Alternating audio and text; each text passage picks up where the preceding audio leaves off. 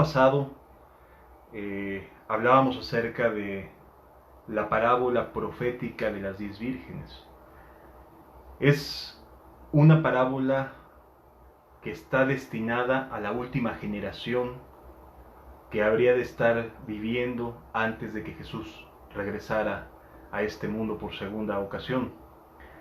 Y a través de esta parábola nos hace pensar, nos hace reflexionar acerca de la necesidad tan urgente que tenemos del Espíritu Santo.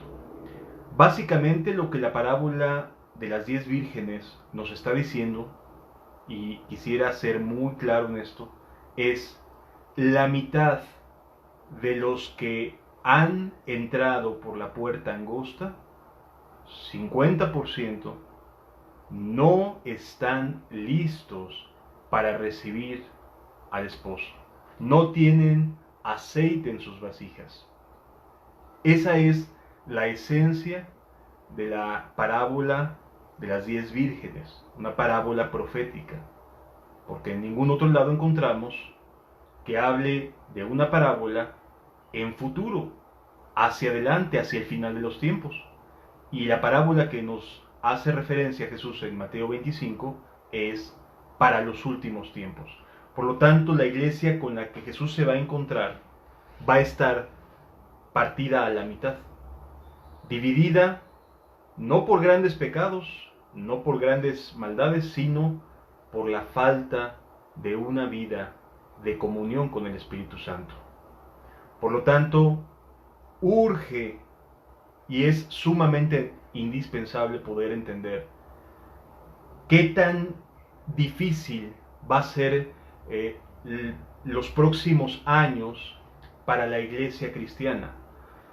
No sé si vayamos a ver un estilo de persecución abierta, no lo sé, pero sí vendrá una parte, en algún punto, de una persecución abierta contra el cristianismo. Hay que dejar pasar algunos años, pero seguramente lo habrá. Lo que quisiera que prestáramos atención es en el ambiente que digamos, es previo a una persecución abierta en contra del cristianismo. Yo quisiera que prestáramos atención a la pregunta que le hacen a Jesús sus discípulos en Mateo capítulo número 24. El versículo es el número 3. Mateo 24, 3. Alguien atinadamente, ¿sí?, le hizo la siguiente pregunta a Jesús. ¿Y por qué digo atinadamente? Porque es de vital importancia para nosotros esta pregunta. Y estando él sentado en el monte de los olivos, los discípulos se le acercaron aparte diciendo: Dinos, ¿cuándo serán estas cosas y qué señal habrá de tu venida y del fin del siglo? Lo vuelvo a leer porque esta pregunta se hace mucho más importante para nosotros que todavía lo que era para ellos.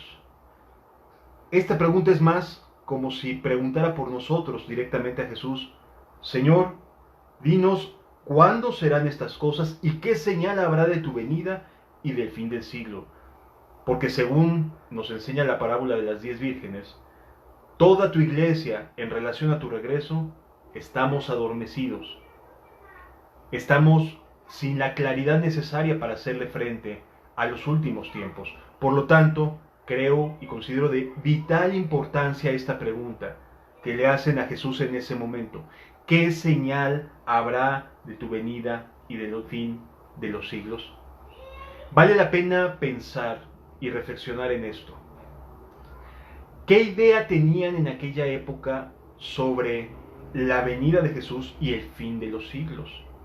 Porque llama mucho la atención. Recordemos que hasta el día de hoy los judíos están esperando el regreso de nuestro Señor Jesucristo. Por lo tanto, cuando ellos entienden estas cosas, y si nosotros también las entendemos, vamos a poder tener un corazón que se despierte a buscar llenar nuestras vasijas del Espíritu Santo, porque vamos a poder ver que los tiempos se vienen acortando, se vienen cumpliendo. Vale la pena decir el contexto. Entonces, los pensamientos que traían los discípulos acerca de este momento que Jesús está en Jerusalén. Jesús está en su último viaje a Jerusalén. Es decir, de aquí, después de estos días, 2, 3 días, es arrestado y es crucificado. Y al tercer día resucita. Entonces, para Jesús es de mucha importancia estar enseñando estas cosas, porque está a punto de terminar su vida ministerial, está por terminar su vida en la tierra. Y en Jesús había un verdadero anhelo por decirnos estas cosas. Los discípulos escucharon en el capítulo 20 de Mateo, nos narra cuando les dice Jesús a sus discípulos: es tiempo de que subamos a Jerusalén, donde el Hijo del Hombre padecerá mucho, será arrestado y será crucificado por los gentiles. Los discípulos crecieron con la idea de que el Mesías habría de gobernar con vara de hierro desde el templo de Jerusalén. Por lo tanto, ellos esperaban, se habían formado la idea, la creencia, de que este sería el tiempo en el cual Jesús reinaría con vara de hierro. Es decir, donde Jesús se sentaría y desde el trono habría de gobernar a las naciones, habría de echar fuera el imperio romano y habría de gobernar a las naciones. Para estos discípulos se estaba cumpliendo el momento en el cual Jesús habría de gobernar. Y obviamente en ello implicaba que a cada uno le había prometido un trono para juzgar a las 12 tribus de Israel. Es decir, ellos ya se estaban frotando las manos, esperando la parte del reino que les correspondía. De tal manera que en el capítulo 20 de Mateo, cuando van subiendo a Jerusalén, se da un conflicto entre ellos, porque dos hermanos quieren estar uno a la derecha y otro a la izquierda del trono de Jesús. Ellos ya tenían su idea marcada, así como tú y yo, el día de hoy tenemos nuestras propias ideas acerca de estos tiempos. Y Jesús, en su infinita misericordia, no los dejó en ese estado de ideas o de pensamientos o de posibilidades o de conspiraciones o de teorías. No los dejó ahí, sino que los ayudó para que cambiara su manera de pensar al respecto. Por eso es de vital importancia entender que Dios quiere que cambiemos nuestra manera de ver la vida, nuestra forma de conducirnos en el presente. Regresando al Evangelio de Mateo, Jesús acababa de enseñar en el templo y dice en Mateo 24, versículo 1: cuando Jesús salió del templo y se iba, se acercaron sus discípulos para mostrarle los edificios del templo.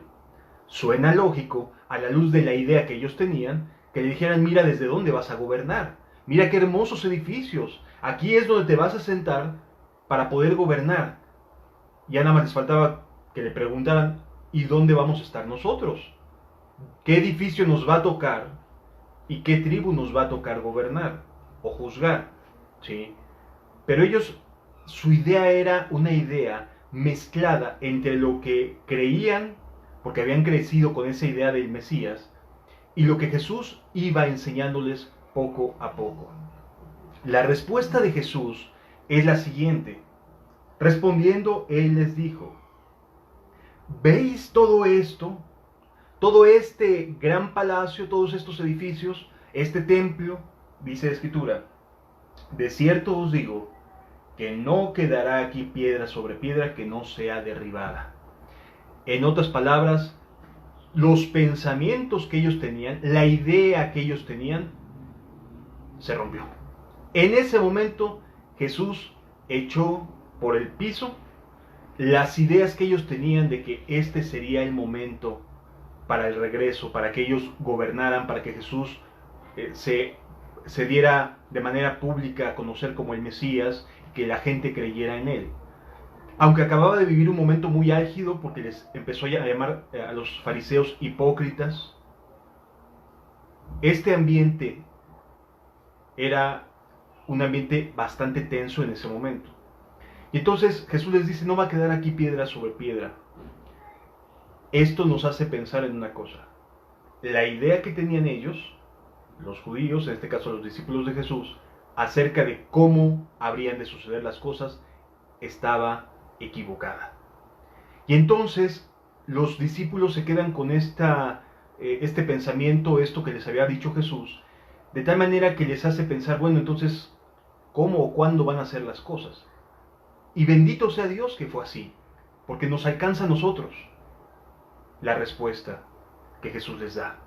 La respuesta de que Jesús les da nos alcanza a nosotros, y vale la pena dedicarse unos minutos a reflexionar acerca de la respuesta que Jesús les da y cómo cambia su respuesta la manera y la expectativa que tenían en los pensamientos sus discípulos. Versículo 3 dice de Mateo 24, y estando él sentado en el monte de los olivos, los discípulos se le acercaron aparte diciendo, dinos cuándo serán estas cosas y qué señal habrá de tu venida y del fin del siglo. ¿Quería Jesús que supieran ellos estas verdades? Por supuesto que sí. ¿Quería y quiere Dios que tú y yo sepamos estas cosas? Por supuesto que sí. Por eso es de vital importancia no quedarnos con los ojos tapados ante las verdades bíblicas, sino entender que es su voluntad que la última generación pueda entender lo que se avecina hacia adelante. Y amados, como vamos a ir viendo, estas palabras del Señor Jesús se están cumpliendo como nunca antes nos lo hubiéramos imaginado. Versículo número 4 dice lo siguiente de la Escritura. Respondiendo Jesús les dijo, mirad que nadie os engañe. La primera advertencia que lanza Cristo es aguas con los engaños, aguas con los corazones, aguas con las malas intenciones, tengan cuidado, aguas, mirad que nadie os engañe, tengan cuidado de esto. La siguiente dice, porque vendrán muchos en mi nombre diciendo, yo soy el Cristo, y a muchos engañarán. Aquí surge una pregunta. Si en este momento alguien tocara tu puerta, a lo mejor no lo va a hacer porque estamos encerrados en estas fechas, pero si en la calle viéramos caminando a una persona con túnica blanca, con una gran túnica blanca, un cinturón amarrado así a través de los lomos, con cabello largo, barba, y que te dijera, yo soy el Cristo, ¿le creerías? Seguramente no. Saldrías corriendo de ese personaje. A lo mejor hasta le dirías, arrepiéntete. ¿Cómo te atreves a ponerte el título de Cristo? ¿Sí? Pero esto es un engaño. Es decir, lo que Jesús está diciéndonos que habríamos de enfrentar la última generación es un ambiente que engaña, que tiende a mentir, que engaña. Y lo que nos dice la Escritura es, mirad que nadie os engañe, porque vendrán muchos en mi nombre. ¿En nombre de quién van a estar apareciendo muchos? En el nombre de Jesús. Pero entonces, ¿cómo es posible que alguien en el nombre de Jesús diga yo soy el Cristo? Es que la palabra Cristo significa ungido. Ese es el significado de la palabra Cristo, ungido. Y hay muchos ungidos el día de hoy. Hoy en día, como nunca en la historia del cristianismo, hay falsos ungidos, falsos Cristos, que aparecen en el nombre de Jesús. ¿Cuál va a ser la característica principal de los falsos ungidos? El mismo texto nos lo dice. Esto es importante entenderlo para evitar engaños. Mirad, dice, vendrán muchos en mi nombre diciendo, yo soy el ungido. La particular esencia de los falsos ungidos es que quieren ser el centro de toda la atención. Por eso dice, yo soy el ungido. O sea, mírenme a mí, véanme a mí. Yo soy la autoridad, yo vengo de parte de Jesús, yo soy la figura central de los falsos ungidos. Va a ser el querer ser escuchados, el querer llamar la atención, el ser el foco de atención, el centro sobre el cual se giran todas las cosas, etcétera, etcétera. Cuando un ministro, un pastor, sobreenfatiza, tiende a estar siempre llamando a la sujeción, a la autoridad, a cuestiones así, es porque está fijándose él mismo como el centro de todo lo que gire alrededor. Diciendo, yo soy el ungido, yo soy la autoridad, yo soy el apóstol, yo soy el profeta, yo soy el evangelista, aquí lo que cuenta es mi palabra, aquí lo que cuenta es la autoridad que tengo, etc. O sea, todo gira en torno a este personaje. Tengamos cuidado, mirad que nadie os engañe. Cuando una persona centra toda la atención sobre sí mismo, es momento de prender los focos rojos, porque a lo mejor estamos frente a un falso ministro, o un falso movimiento, o una falsa iglesia. Cuando la iglesia se adjudica tener la verdad y que solamente por medio de su asistencia, sumarse a este ministerio, o aquel ministerio, esta iglesia o aquella iglesia, y gira todo en torno a esa comunidad cristiana, y hacen a un lado a los demás, estás viendo a un falso ungido, un falso movimiento, una falsa iglesia, una falsa congregación, porque quieren que todo gire en torno a ellos. En lugar de enseñar a los cristianos a que tengan comunión con Dios y hagan la voluntad del Padre que está en los cielos, donde quiera que estén, no. Las falsas congregaciones, las falsas comunidades cristianas, los movimientos, las religiones, las denominaciones, donde el centro son ellos y todo gira alrededor, estás viendo este tipo de engaño del cual Jesús nos está queriendo advertir. Así que, ¿esto está cumplido hoy en día? Por supuesto que está cumplido hoy en día. Más que nunca está cumplido. Hay abundantes movimientos, personas, grupos, iglesias que quieren y se adjudican decir y tener la verdad. Y que si quieres realmente caminar como Cristo quiere que camines, el requisito es que acudas con ellos. El requisito es que te sumes a su congregación, a su comunidad, a su ministerio, etc. O sea, que ellos sean el centro de lo que te quieren estar compartiendo. Cuando la Escritura nos dice que es el Espíritu Santo el que nos da unción a cada uno, los falsos movimientos, los falsos cristos, etc., lo que buscan es convertirse en el centro de tu vida, adueñarse de tu conciencia. Mirad que nadie os engañe. Y esto ya está sucediendo en nuestros días. ¿Se está cumpliendo esto? Sí. Se ha venido cumpliendo a través de las últimas décadas. ¿Qué más les dice Jesús? Aquí viene otra señal. Una señal es que habrían de haber muchos falsos ungidos. La siguiente señal es, versículo 6, y oiréis de guerras y rumores de guerras. Mirad que no os turbéis, porque es necesario que todo esto acontezca, pero aún no es el fin. Oiréis de guerras y de rumores de guerras. Pero hermano, siempre han existido guerras. Siempre ha habido guerras en la humanidad. ¿Cómo podemos diferenciar los últimos tiempos cuando siempre hay guerras? Cuando uno le quiere compartir a una persona, oye, Jesús está por venir, siempre nos dicen, pero siempre ha existido esto, siempre ha existido aquello. Totalmente de acuerdo. Siempre ha habido guerras y rumores de guerras. ¿Cuál va a ser la diferencia? ¿Qué va a marcar a la última generación?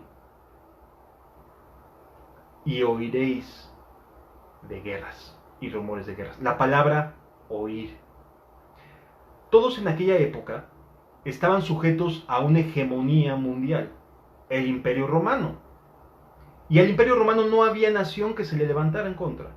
No había un imperio, otro pueblo que se levantara para ponérsele al tú por tú a Roma. Es decir, ellos estaban viviendo una hegemonía de poderío militar romano. ¿Sí? Y entonces, entendámoslo, ellos no iban a estar escuchando de guerras y de rumores de guerras. De hecho, a lo largo de la historia, la gente por lo general, la gente de a pie, no tenía conciencia de que estuviera habiendo una guerra en China, o en Tailandia, o en África, o en donde quieras. Es decir, nosotros, a diferencia de la historia del cristianismo, tenemos esta capacidad a través de los medios de comunicación, de las redes sociales, de los medios masivos, de enterarnos si hay siquiera una presunta guerra, un rumor de guerra en Arabia Saudita y en Medio Oriente, en Asia, en aquellos países lejanos. Hoy en día, como nunca antes, esta palabra, oír, se hace vigente para nosotros. Porque sí podemos oír cuando hay riesgos de guerras o de rumores de guerras. Podemos saber cuántos muertos reportan en un bombazo allí en África o quizás en Medio Oriente. Es decir, a diferencia de las generaciones que nos antecedieron de hermanos en Cristo, nuestra generación, tu generación y mi generación, está continuamente oyendo de guerras y de rumores de guerras. Siempre ha habido, pero la característica que habría de mantener o de gobernar la última generación en este asunto es que las puede estar oyendo a cada rato. ¿Sí lo alcanzas a ver, amado? O sea, hoy en día, en relación a nuestro pasado, sí oímos lo que sucede en Asia, en África, en Europa, en Sudamérica, como nunca antes. Sí podemos oír de guerras y de rumores de guerras. Por lo tanto, nuestra generación cumple con este requisito: oiréis de guerras y de rumores de guerras. Siempre ha habido este concepto, pero hoy como nunca podemos oír de guerras y de rumores de guerras. ¿Se cumple en esta generación esta advertencia, esta profecía de Jesús? Sí, al igual que la anterior. Ya llevamos 2 profecías que se han cumplido hasta el día de hoy. ¿Sí? ¿Qué más nos dice la Escritura? Versículo número 7.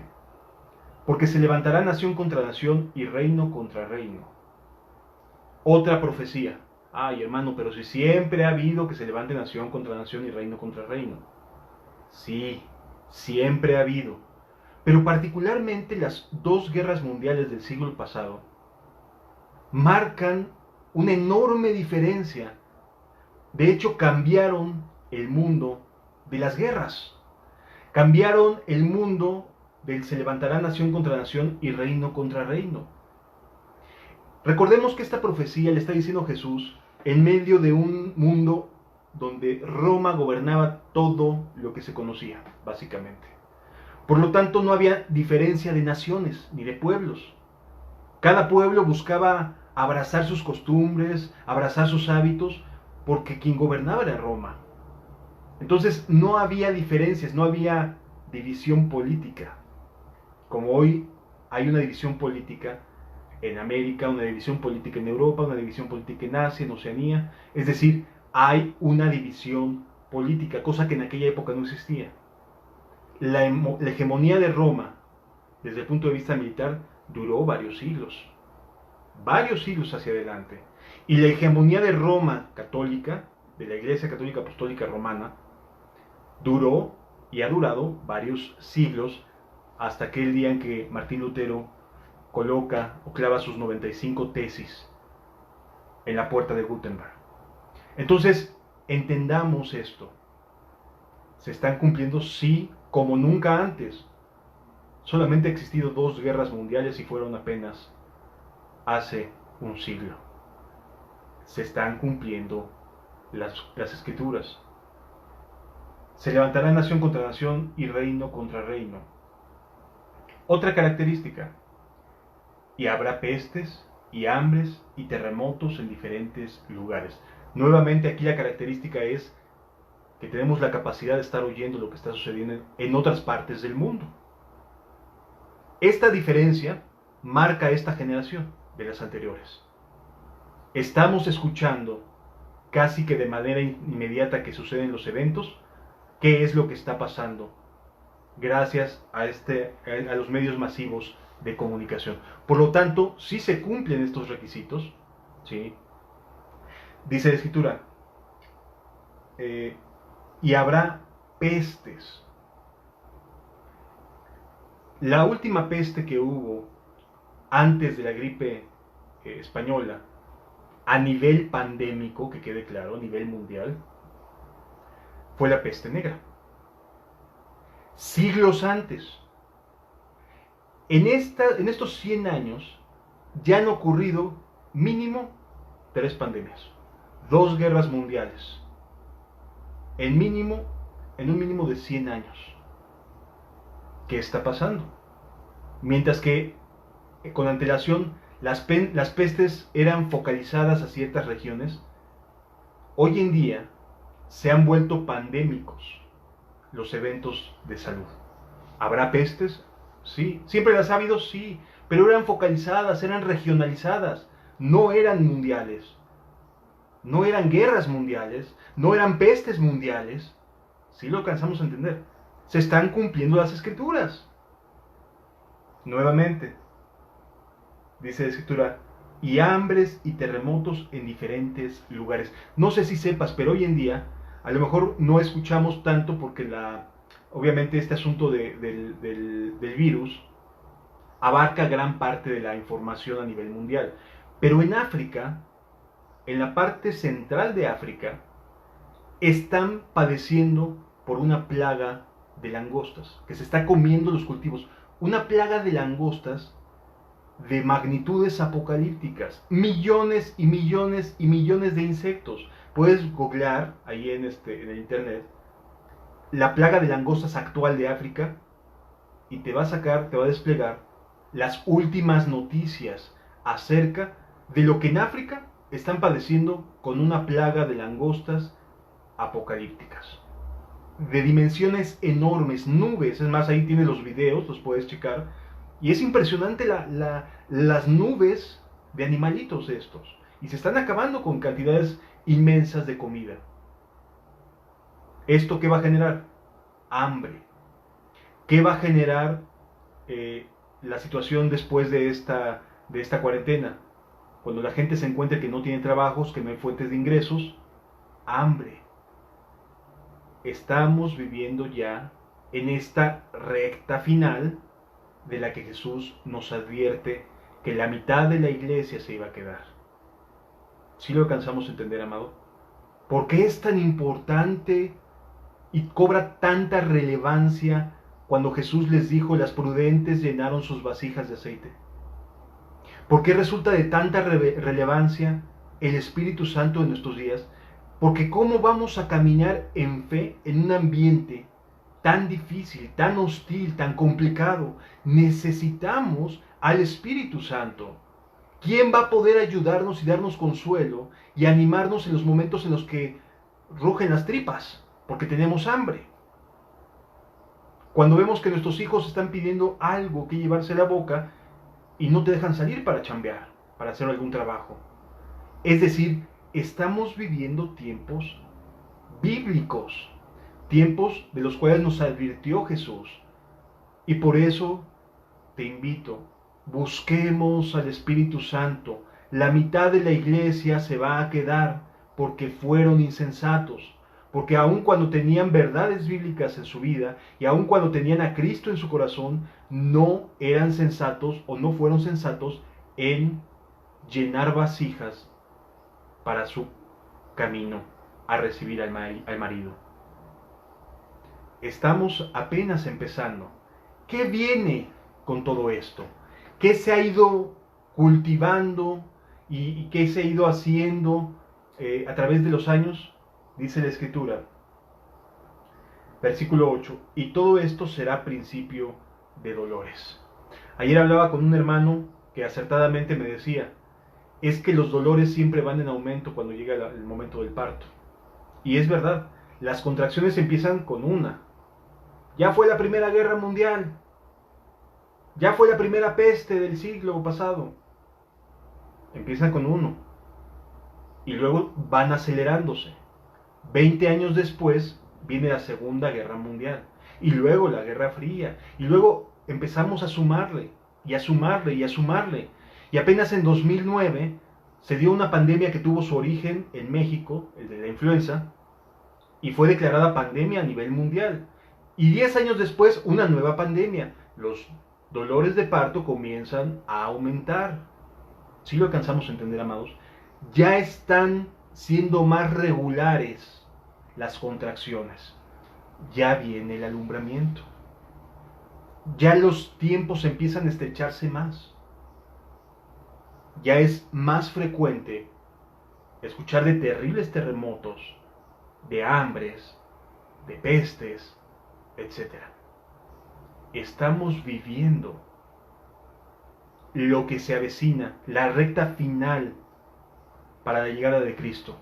Y hoy más que nunca necesitamos entender este llamado a llenar nuestras vasijas de aceite. Porque no vamos a poder avanzar a menos que tengamos el Espíritu Santo.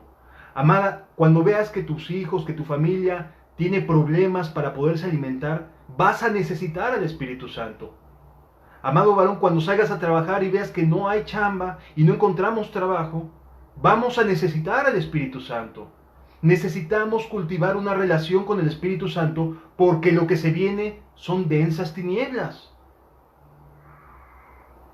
¿Qué más dice la Escritura?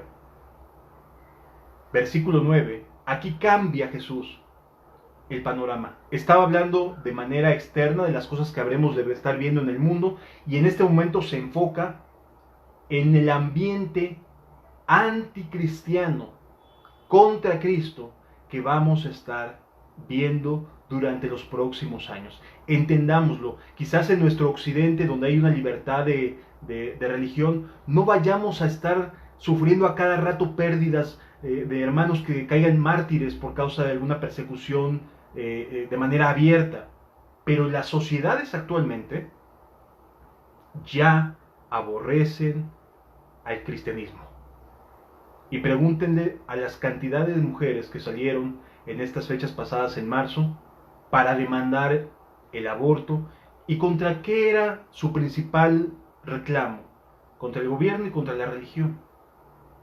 Es decir, ya hay un aborrecimiento en la sociedad. Se ha estado permeando en la sociedad un aborrecimiento hacia los valores cristianos porque los ven como los motores de el patriarcado, del machismo, etcétera, etcétera, cosa que no es cierto. Si alguien dignificó a la mujer, es Cristo. Si alguien le pidió a una mujer que fuera a decirle a los apóstoles que ha resucitado, fueron mujeres. Así que, de verdad, es un engaño del diablo lo que está sucediendo con las manifestaciones. No que no haya violencia intrafamiliar, lamentablemente sí, es parte de un incremento en la maldad terrible. Que haya una violencia contra la mujer, que haya una violencia contra los niños, que haya en México más de 200,000 muertes en apenas 6 o 7 años, es terrible, es una maldad desbordada. Lo estamos viendo para mujeres, para niños y para varones.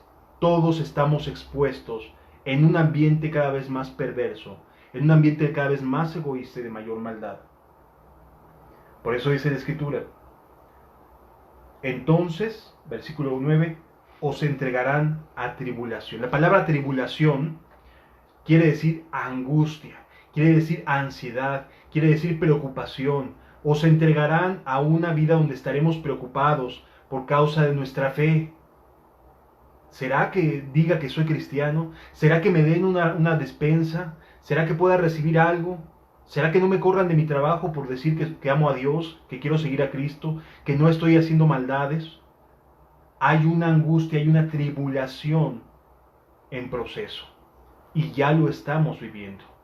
¿Sí? Ya hay una tribulación en esta zona del mundo, en Asia, en China, en Medio Oriente, hay una tribulación. Es verdad que hay sectores mucho más álgidos, mucho más complicados, donde sí la muerte está a las puertas esperando a los cristianos. Definitivo que sí. Pero sí es bien importante entender, amados, tribulación ya se está generando. Ya existe una animadversión contra el cristianismo. Ya existen palabras duras, palabras fuertes, palabras altisonantes contra de los cristianos, burlas, escarnios, hay poca tolerancia. Tú le dices a una persona, soy cristiano, y lo primero que hace es burlarse. Ya hay una tribulación en proceso. El siguiente pasaje dice, bueno, las siguientes palabras dice, os entregarán a tribulación y os matarán.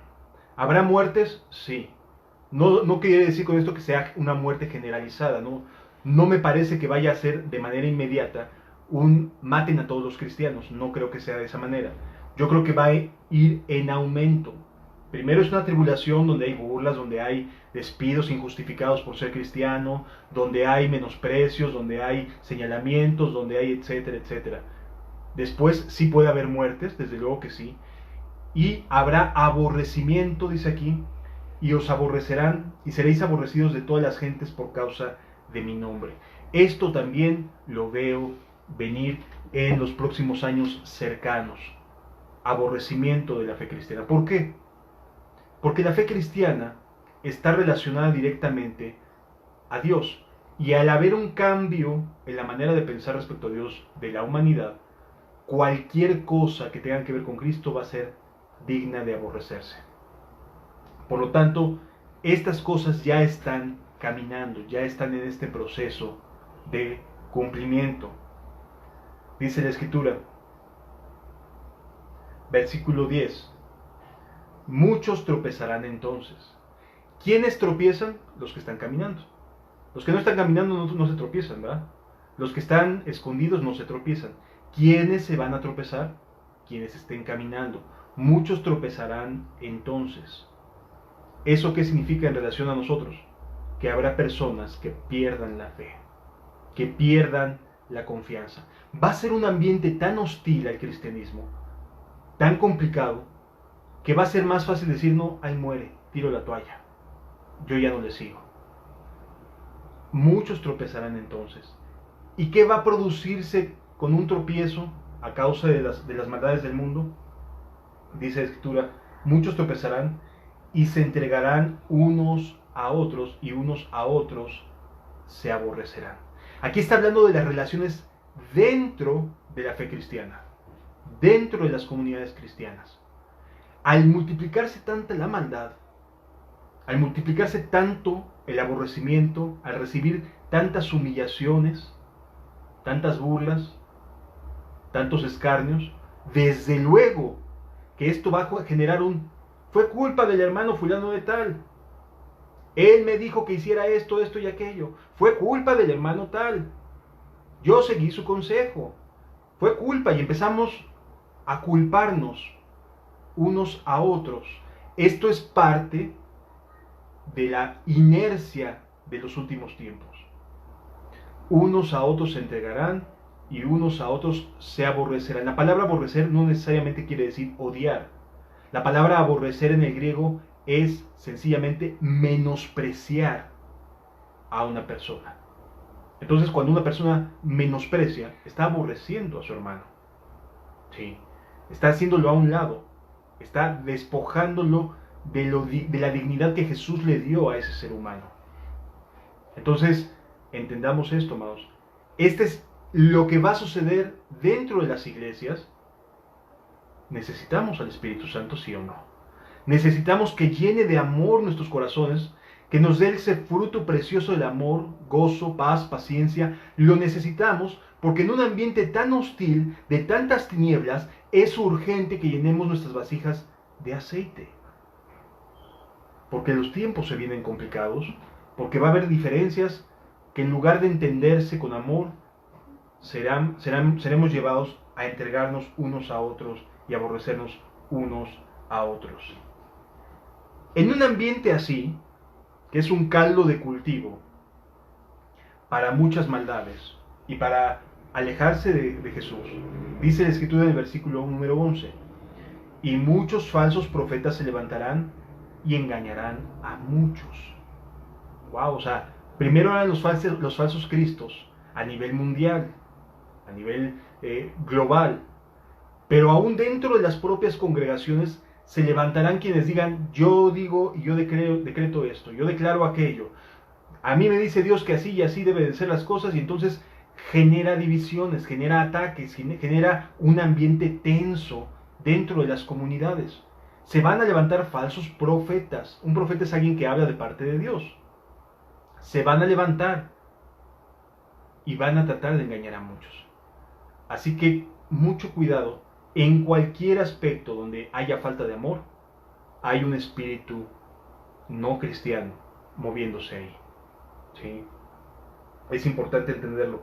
Muchos falsos profetas se levantarán y engañarán a muchos. Por supuesto que en el mundo es más fácil engañar con falsos cristos, pero a quienes tienen y están caminando con la verdad de la palabra de Dios, no tan fácilmente los engañas con falsos cristos, pero sí con falsos profetas.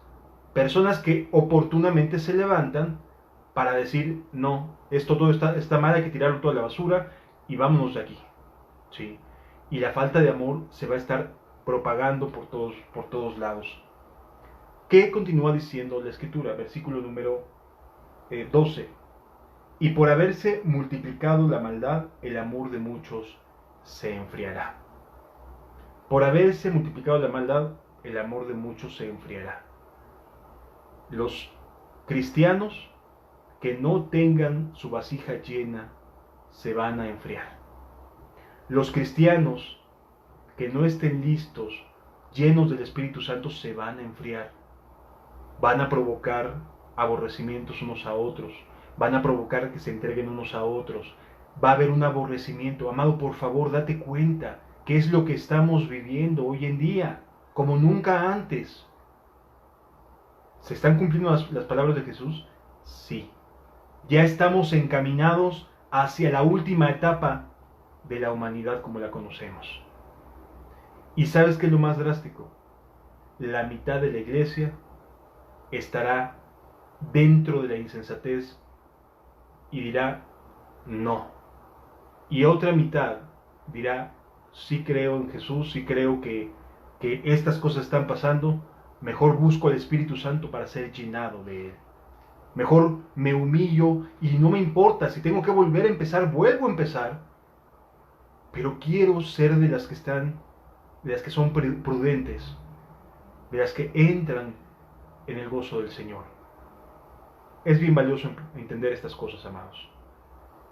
Continúa diciendo la Escritura, mas el que persevere hasta el fin, éste será salvo. No es el que empieza la carrera, sino del que la termina, el que será salvo. Cuando Dios te rescata, cuando Dios te hace nueva criatura, empiezas una nueva vida, llena de ayuda, llena de misericordia y de gracia de Dios. Pero es llegar hasta el final. La mitad de la iglesia no va a llegar hasta el final. Y no es que sea una profecía a título personal, lo dicen las Escrituras. 50% eran prudentes y 50% eran insensatas. Busquemos al Espíritu Santo. El llamado que Dios quiere hacerte es justamente a ser llenos del Espíritu Santo. ¿Por qué? Porque lo que se viene es una expansión, un testificar del Evangelio como antesala a que inicie el fin. Esto que hasta ahorita estamos leyendo es la antesala. Pero viene todavía lo peor, amado. Dice la Escritura, versículo número 14, y será predicado este evangelio del reino en todo el mundo para testimonio de las naciones, y entonces vendrá el fin. Ojo que dice Jesús, para testimonio. No quiere decir con esto que va a haber un montonal de gente que se salve, no. Sencillamente que el evangelio va a ser testificado en todas las naciones. Y esto, amado, ya se está cumpliendo. Quizás son pequeños lugares muy remotos donde nadie haya escuchado de Jesucristo. Pero la inmensa mayoría de la población mundial hoy en día ya ha tenido la oportunidad, porque ya escuchó cuando menos en algún momento, acerca de Jesucristo. Ya se cumplió o está a algunas decenas de miles de casos de poblaciones de cumplirse esta parte de la Escritura.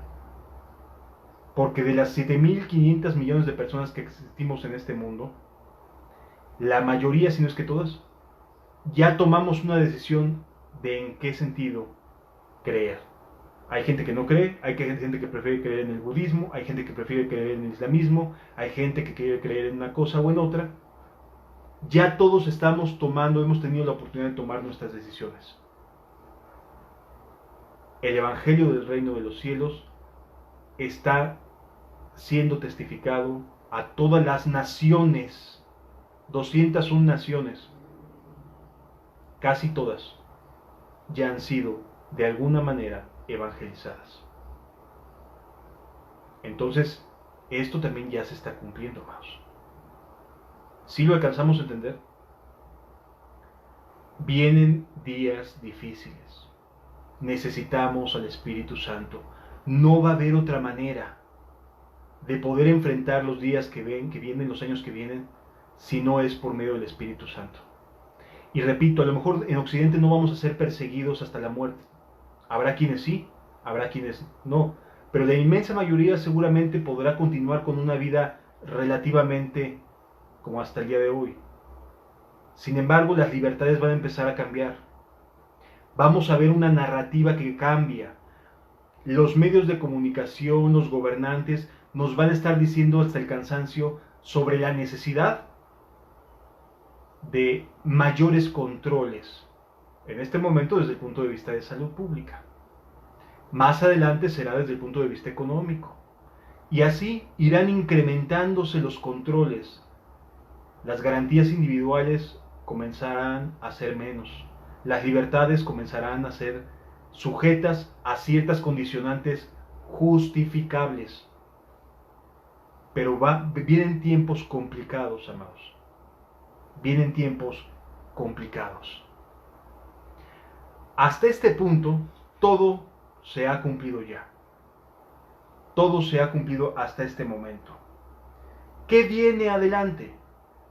Además de una retórica de parte de autoridades, de organismos internacionales, de comerciales, de noticieros, donde nos van a estar hablando continuamente acerca de la necesidad de imponer controles para evitar nuevas pandemias, para evitar situaciones de salud pública. O sea, viene una serie de convencimientos a la población que tienden a querer decir: necesitas mi ayuda para poder sobrevivir ante este tipo de eventos económicos, pandémicos, etc. Necesitas mi ayuda. Y yo lo que te ofrezco es control. ¿Sí lo alcanzamos a entender, amados? Espero que sí, y espero que el corazón se esté abriendo, y sobre todo que se esté abriendo al por qué razón necesitamos una doble porción, una doble unción del Espíritu Santo, una doble porción del Espíritu de Dios. ¿Por qué necesitamos llenar nuestras vasijas del Espíritu? Porque vienen tiempos en los cuales, la verdad, amados, es que las iglesias van a cambiar, las congregaciones van a cambiar, como ya han venido cambiando. El amor de muchos se va a enfriar. No es que no vaya a pasar, va a pasar y está pasando. Por lo tanto, como nunca antes, necesitamos que nuestra guianza sea el Espíritu de Dios, que nuestro único consuelo sea el Espíritu de Dios. Necesitamos volvernos a tener una relación personal, íntima, individual con el Espíritu de Dios. ¿Por qué? Porque las cosas no pintan bien en lo que viene. Porque el día de mañana tu hermano que hoy te ama, tu hermana que hoy te ama en la fe, a lo mejor te va a dar la espalda. Porque está escrito que así sea. Porque su amor se va a enfriar. Porque van a decir que lloren en tu casa, que lloren en la mía, mejor que lloren en la tuya. Y se va a acabar la hermandad. Necesitamos el consuelo del Espíritu. Necesitamos la vasija llena del Espíritu Santo. Ese es el llamado que Dios quiere hacerte. Entendámoslo. Llenos del Espíritu Santo. El versículo 15 en adelante comienza una etapa que bien podríamos pensar en el Apocalipsis cumpliéndose. La llegada de cambios impresionantes a la vida social, a la vida del mundo. Dice, por ejemplo, el versículo 15: pero cuando veáis en el lugar santo la abominación desoladora de la que habló el profeta Daniel, el que le entienda, o sea, en el momento en que veamos, y lo vamos a ver, una evidencia clara ¿sí? Una evidencia sin lugar a dudas de que en el lugar santo hay abominación. Dice la Escritura: entonces los que estén en Judea huyan a los montes. El que esté en la azotea no descienda para tomar algo de su casa. Y el que esté en el campo no vuelva atrás para tomar su capa. Mas hay de las que estén en cinta y de las que críen en aquellos días. Orad para que vuestra huida no sea en invierno ni en día de reposo, porque habrá entonces gran tribulación, el cual no la ha habido desde el principio del mundo hasta ahora, ni la habrá. Y si aquellos días no fuesen acortados, nadie sería salvo, mas por causa de los escogidos, aquellos días serán acortados. Lo que se avecina después de que aparezca esta gran señal, la abominación desoladora en el lugar santo, lo que viene entonces sí es una persecución abierta en contra del cristianismo. Hasta este punto no lo hemos visto. Pasarán años, probablemente, pero hasta este punto lo único que hemos sufrido es terremotos, hambres, pestes, el amor de muchos enfriándose, iglesias dividiéndose, hermanos aborreciéndose unos y a otros, levantándose falsos profetas, falsos cristos. Esto ya está presente en nuestras vidas. El Evangelio sí está creciendo, el Evangelio sí está siendo de testimonio a todas las naciones. Pero va a haber un parteaguas. ¿Cuándo? No lo sé. No puedo definir el momento. Lo que sí es que el Espíritu Santo nos habrá de dar testimonio el momento en el cual la abominación desoladora se encuentra en el lugar santísimo. Y entonces sí, de momento, lo primero que nos dice Jesús es que lo mejor es huir a los montes. Es importante entender esto, hermanos. No estamos viviendo esa persecución todavía. Hoy todavía podemos llenar nuestra vasija del Espíritu Santo. Hoy todavía podemos llenarnos de ese Espíritu que habría de darnos amor, gozo, paz, paciencia, benignidad, bondad, fe, mansedumbre, templanza. Hoy todavía estamos a tiempo. Porque cuando sea notoria la abominación desoladora en el lugar santo, entonces no vamos a tener otra oportunidad más que salir huyendo. Esto me habla de que van a tener tan ubicados a los cristianos en todo el mundo, quiénes son cristianos y quiénes no. Van a tener tan claros las autoridades sobre quiénes ir, que no nos va a dar tiempo ni siquiera de regresar a casa por algo. Es que de donde me entero que ya la abominación está en el lugar santo, es huye de las ciudades. Y Jesús dice, huyan hacia los montes. Y tiene cierta lógica, porque las ciudades cosmopolitas, como la Ciudad de México, la Ciudad de Buenos Aires, las grandes urbes, tienen mayor cantidad de cámaras, tienen mayor facilidad de encontrar personas. Entonces a mí me suena más lógico que una persecución sea más complicada para las personas que están queriendo buscar cristianos en lugares donde la tecnología todavía no alcanza a llegar muy bien. Así que entendámoslo, vendrán tiempos difíciles, sí, y necesitamos del Espíritu Santo.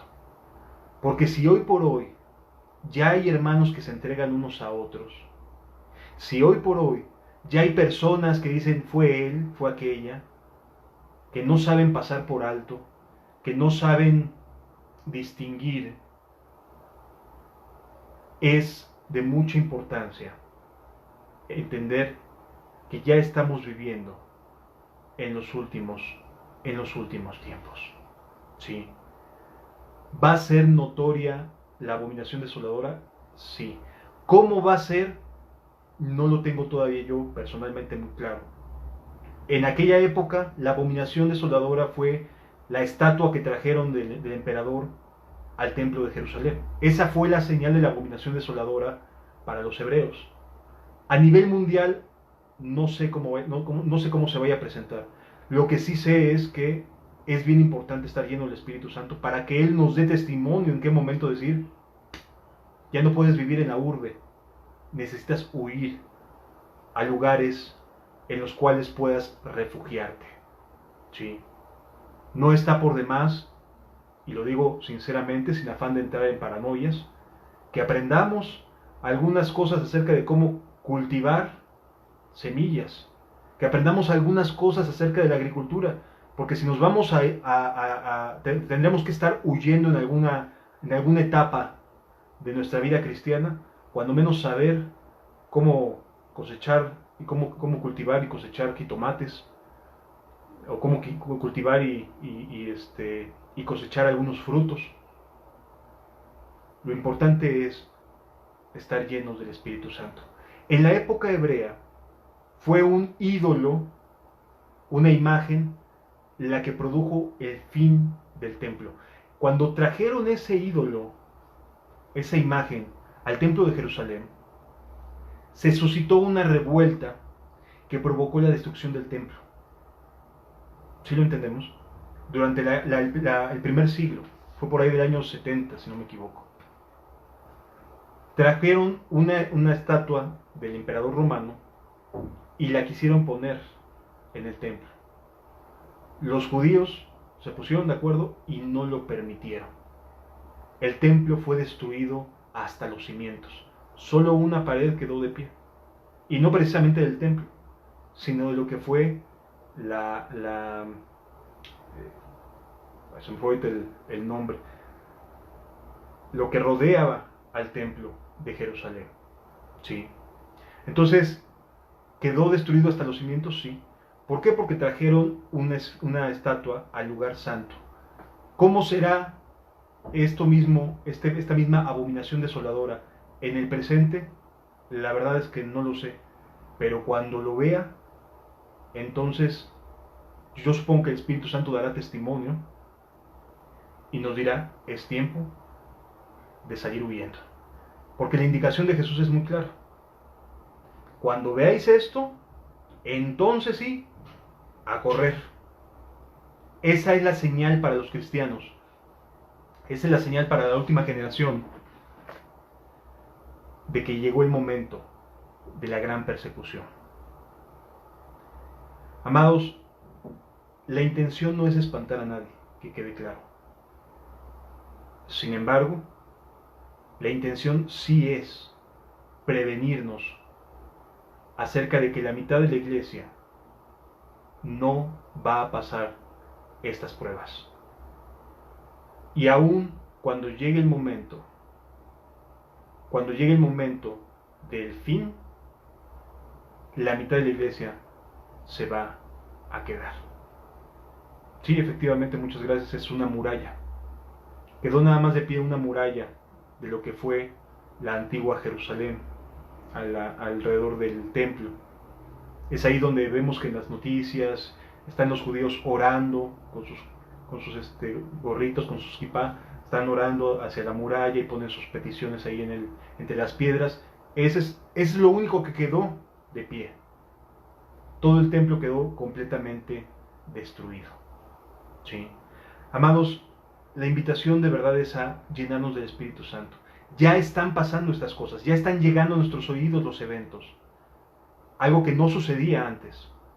Ya están llegando, oiréis de guerras y de rumores de guerras y terremotos aquí y erupciones volcánicas por todos lados, etc. Ya viene la etapa final de la humanidad antes del regreso de Cristo. Y la mitad de la iglesia se va a quedar.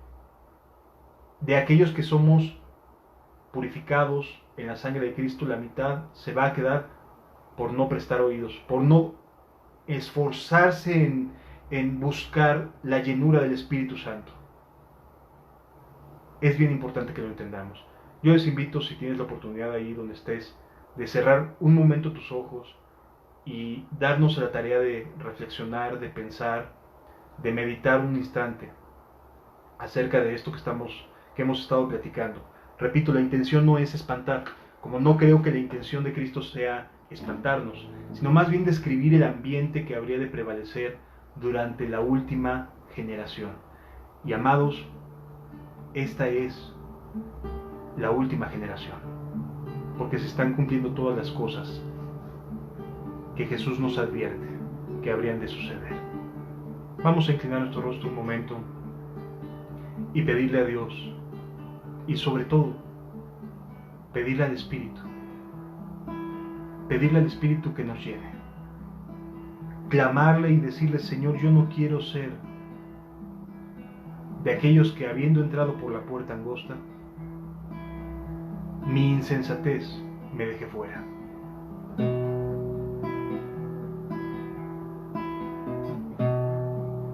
Padre, ayúdanos, Señor, porque no somos los mejores. Ni siquiera somos los más capaces, Señor. Vivimos un ambiente hostil, difícil a la fe. Por favor, te ruego que tu Espíritu descienda, que tu Espíritu escuche el clamor de aquellos que prudentemente te necesitan, Señor. Que prudentemente te dicen: por favor, llena mi vida. Espíritu de Dios, llena mi vida, llena mi alma,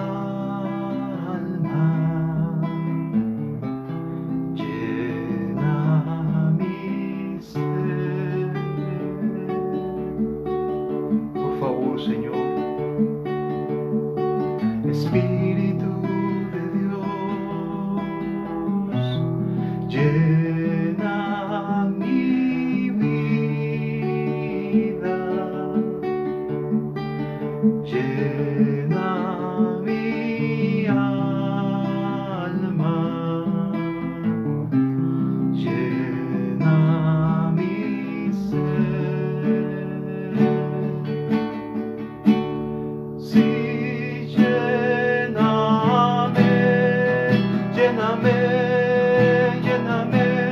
con tu presencia, lléname con tu poder, lléname con tu amor. Sí, lléname con tu presencia, lléname con tu poder, lléname con tu amor.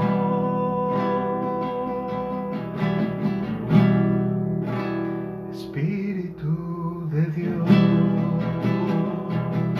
Padre, es que lo que se viene no podemos solos, Padre. No vamos a poder dar un paso en la oscuridad que se avecina sobre este mundo, Padre. Por eso te suplico que tu Espíritu Santo nos llene, que tu Espíritu Santo cubra de luz tanta oscuridad que tenemos alrededor, Señor. Por favor, amado Señor, te necesitamos mucho. Sí, lléname con tu presencia, lléname con tu poder, lléname con tu amor. Sí, lléname con tu presencia, lléname con tu poder, lléname con tu amor. Espíritu de Dios,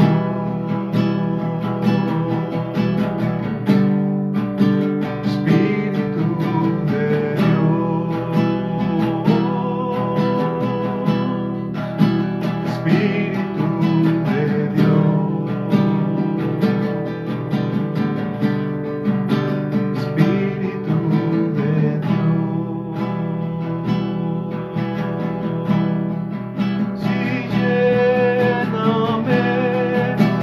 lléname, lléname con tu presencia, lléname, lléname con tu poder, lléname,